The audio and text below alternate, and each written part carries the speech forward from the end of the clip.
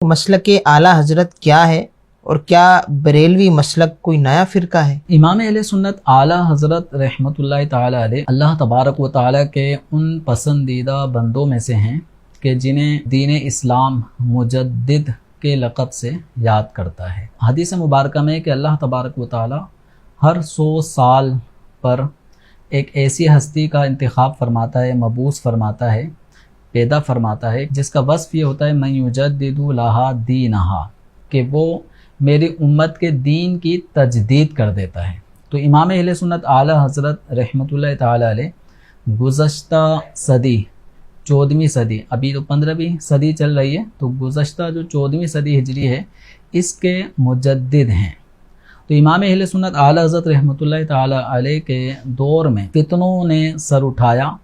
جس میں اللہ تبارک و تعالی کے بارے میں بھی ایسے عقائد عوام الناس میں پھیلائے جا رہے تھے جن سے اللہ تبارک و تعالی پاک ہے۔ مثلا اللہ تعالیٰ کے بارے میں یہ کہا جا رہا تھا کہ اللہ تعالیٰ جھوٹ بولنے پہ قادر ہے،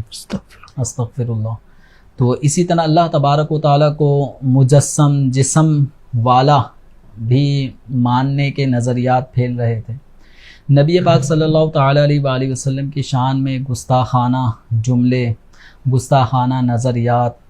یہ عوام الناس میں پھیلائے جا رہے تھے۔ تو کہیں پر ختم نبوت کے حوالے سے جھوٹی نبوت کا دعوے دار مرزا غلام احمد قادیانی، اس کے پیروکار اپنا سر اٹھا رہے ہیں۔ کہیں ایسے لوگ بھی تھے کہ جو ختم نبوت کے معنی میں اپنی مرضی کے مفہوم کو لے کر آ رہے تھے، جو قرآن و احادیث اور اجماع مسلمین کے برخلاف مفاہیم تھے۔ اسی طریقے سے دین اسلام کا جو اصل نقشہ تھا اس پہ زد واقع ہو رہی تھی، اور گمراہی، بدعقیدگی، اس کو اسلام سے تعبیر کیا جا رہا تھا۔ اعلیٰ حضرت رحمۃ اللہ تعالی علیہ آپ 14ویں صدی کے مجدد ہیں، اور آپ نے جس وقت آپ نے اپنی علمی پروان اللہ تبارک و تعالی نے آپ کو عطا فرمائی، تو اس وقت امام اہل سنت نے ان تمام تر جو فتنے تھے جو اللہ تبارک و تعالی کی شان کے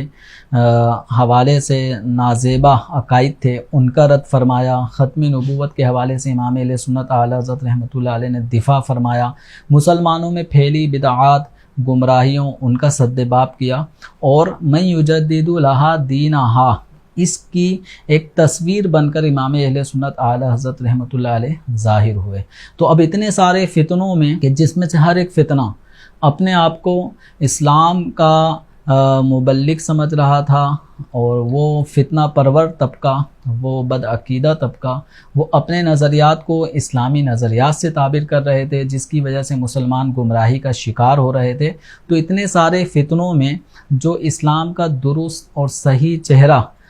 بر صغیر پاک و ہند میں بالخصوص جو امام اہل سنت اعلیٰ حضرت رحمۃ اللہ علیہ نے اپنے دور میں جو اصل چہرہ اسلام کا لوگوں کے سامنے واضح کیا، تو اب عقائد کو، ان نظریات کو جو ہمارے اسلاف کے نظریات تھے، مثلا نبی کریم صلی اللہ تعالیٰ علیہ وآلہ وسلم اللہ کی عطا سے غیب پر مطلع ہیں،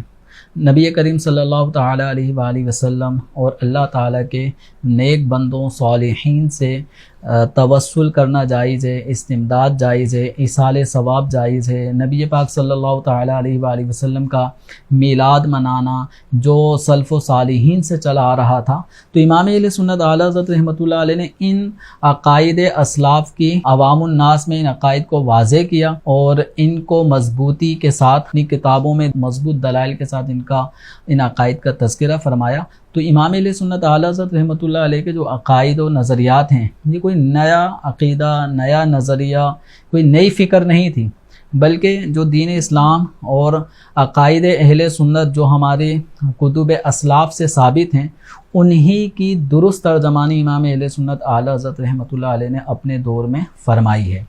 تو جو اہل سنت و جماعت کے عقائد میں بدعقیدگی کو شامل کیا جا رہا تھا، امام اہل سنت رحمۃ اللہ علیہ نے اس کو خارج کیا اور مسلمانوں کو درست اسلامی نظریہ بتایا۔ اب چونکہ اتنے سارے لوگ اسلام کی خدمت کے دعوے دار تھے لیکن گمراہی کا شکار تھے، تو امام اہل سنت اعلیٰ حضرت رحمۃ اللہ علیہ نے درست رہنمائی امت کو فرمائی، اور اتنے سارے فتنوں سے بچ کر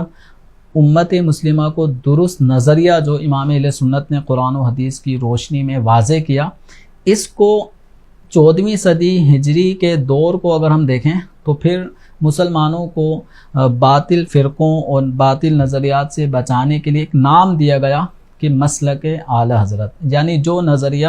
امام اہل سنت اعلی حضرت رحمۃ اللہ علیہ نے اپنی کتابوں میں قرآن و حدیث کی روشنی میں، اسلاف کی تعلیمات کی روشنی میں درج فرمائے ہیں، وہ درست طریقہ ہے۔ اور اس کے علاوہ بد عقیدگی پھیلانے والے جو لوگ ہیں اور ان کے نظریات ہیں، ان سے بچنے کا عوام الناس کو، امت مسلمہ کو درس دیا۔ تو اس اعتبار سے امام اہل سنت اعلی حضرت رحمۃ اللہ علیہ نے کسی نئے مذہب کی ترویج و اشاعت نہیں کی، کسی نئے فرقے کی بنیاد نہیں ڈالی، بلکہ وہی فرقہ جو فرقہ ناجیہ ہے، نجات یافتہ ہے، ما انا علیہ و اصحابی، جس کی نبی کریم صلی اللہ علیہ وسلم نے ان مبارک کلمات کے ذریعے تعبیر فرما دی کہ جس پر میں اور میرے صحابہ ہیں، اور پھر یہ طریقہ کار اسلاف کا جو طریقہ رہا ہے۔ تو امام اہل سنت اعلی حضرت رحمۃ اللہ علیہ کی جتنی بھی کتب ہیں، ان تمام کتب اور آپ کے فتاوی رضویہ کو آپ اٹھا لیں تو آپ کو ہر عقیدہ امام اہل سنت اعلی حضرت رحمۃ اللہ علیہ کا وہی ملے گا جو ہمارے اسلاف کا طریقہ کار تھا اور اسلاف کا عقیدہ تھا۔ اس سے امام اہل سنت اعلی حضرت رحمۃ اللہ علیہ کا نظریہ ذرہ برابر بھی ہٹ کر نہیں ہے، بلکہ اسی کے عین مطابق ہے۔ مسلک اعلی حضرت یہ نام رکھنے کی وجہ ایک وقت کی ضرورت تھی کہ وہ نظریہ جو قرآن و حدیث کے مطابق امام احمد رضا بیان فرما رہے ہیں اس کو اختیار کرنا ہے، نہ کہ ان نظریات کو جو بد عقیدہ علماء پھیلا رہے تھے، جس کی وجہ سے عوام راہ راست سے بھٹک رہی ہے۔